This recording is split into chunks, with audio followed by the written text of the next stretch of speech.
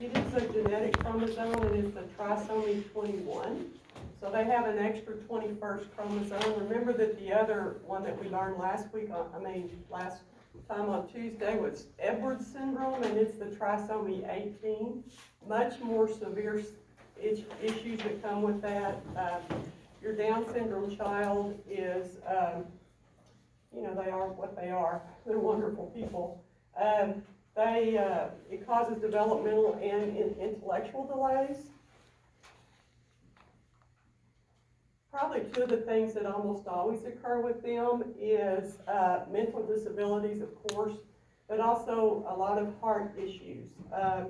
Sometimes, I don't know, I've worked with Down syndrome children that did not have heart issues, but a lot of times they do, and so that slows down your development because many of them have to have heart surgery when they're little, and so, but pretty much if they catch up, they do very well. Your appearance, y'all have seen Down syndrome kids before. They have eyes appear slanted. Has anyone ever seen a Down syndrome person? They're around. What? You've never seen it? Okay. Well, I've got some pictures. Oh no, I have. Oh, you have. Okay. The protruding tongue. The nose is short and flat. Short stature. Straight crease across the palm.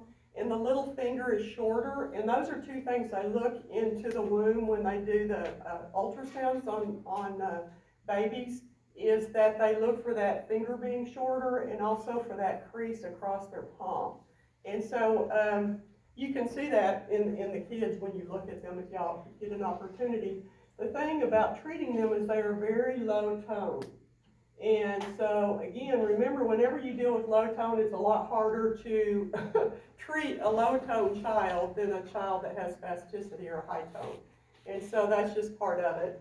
It is an increase in mothers greater than 35 years of age because it's a genetic thing. 1/3 die before age 10, usually due to heart problems. And then 75% of them are aborted today. On a national level, across the world it's like 92%, which makes me very sad. But they're really wonderful children, and they are just unique people. They always love you, and they're really fun to work with. The thing about Down syndrome children is that if you can keep them up developmentally, then many of them can have a low level of normal intelligence. So you've seen these Down syndrome kids, and maybe y'all haven't. I haven't seen one in a long time, but you used to see the ones who were actors, and they would be able to act in a show. I haven't seen one in a long time, but they're able to do that. Many of them learn to read. Some of them even learn to stay with some help to live by themselves.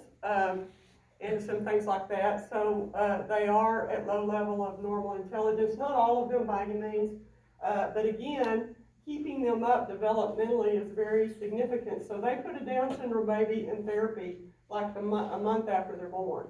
So you're going to see them in these pediatric clinics, and they will stay there until they're walking. At Discover, they had a little girl, and she was about 5 or 6, and she was still in therapy. I don't know if she still is, but she just was pretty, like she was 5, but she probably didn't have some of those 5-year-old skills, climbing stairs, being able to walk a straight line. She was pretty clumsy, and so they still had her in therapy. And again, Down syndrome kids could stay in therapy for a very long time. But normally, by the time they start walking and running and doing all that kind of stuff, you're not going to see them in therapy. But you're going to see them up till that age, just because, unless they have some other issues going on.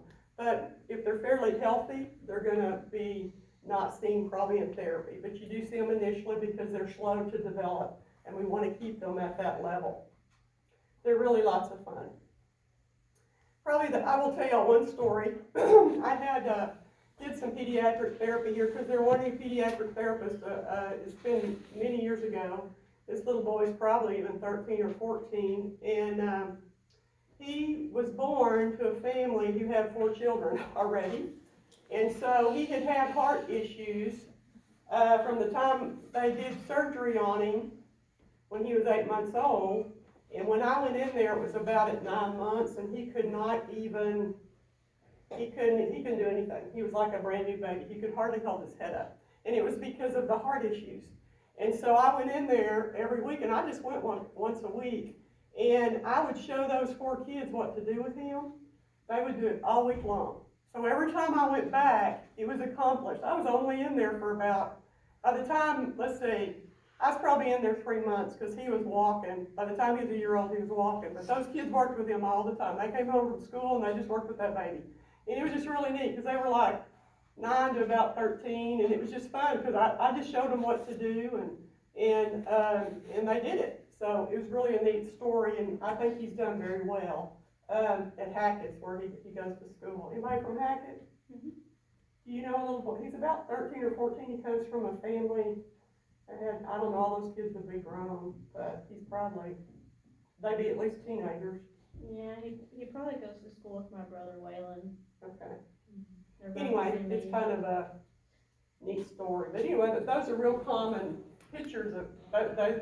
You see children who have Downs that don't look a lot like Downs, but most of them do. Most of them have those features. And did any of y'all get to work with some Down kids? I worked with a lot. I think that same girl you were talking about. Pardon? I think that same girl that you were talking about. It's still over there. Yeah, probably. Yeah. The thing too, by the way, with any disabled child, is you gotta push them. And if you have parents that make them victims, they do not do well, and that's really true with Down syndrome kids. They do very well if they're disciplined and they're, kind of pushed. If they don't want to do something and you don't make them do it, they're not ever going to do anything. And so that's really true with a Down baby, so it's kind of a sad thing. Used to, disabled kids were pushed really hard years ago because there wasn't all these services for them. And sometimes making a kid a victim is not the best thing for them. And that's true for normal kids, right? And normal people. So just kind of keep that in mind when you see that. That's just the psychosocial part of some of what you see in family dynamics. And it really affects how a Down syndrome child does. They really need to be pushed and they need to be disciplined well. Because I've been around a few Down syndrome children who were not fun to be around, and most of it was because they did not have them disciplined. It's just like any kid, they're not fun to be around if they're not, have a few boundaries to live with, so. But it's very important for a Down syndrome child to improve, and you have to push them. Because they're low tone, for one thing, they don't feel like it, they don't want to push it. Some of the things that you really have to watch for with these guys is, and you need to know this, because you're going to see it in therapy, is a thoracolumbar scoliosis, so you're going to check them for scoliosis always, even when they're young, but they develop that, and especially when they grow. There is a patellar instability, so you're not going to want them, you need to just be aware of it and monitor it, because you might not want to do a lot of knee walking activities if a child is obese or that kind of thing. That's the other thing about a Down syndrome child. You do need to monitor how much they're eating, because it's easy for them to just eat and eat and eat and eat. It's been my experience, and so you have to kind of keep them on a good diet. And this is the main one, is they have an increased risk for dislocation of the atlantoaxial vertebrae, which would kill them. So you don't do tumbling with them. You don't do somersaults with them. And they normally check this pretty carefully, but you do not want to do that with a Down syndrome child, where they roll and do all that kind of stuff. There's this little boy in the last clinical. He was wild. He would run in there and he would start doing that.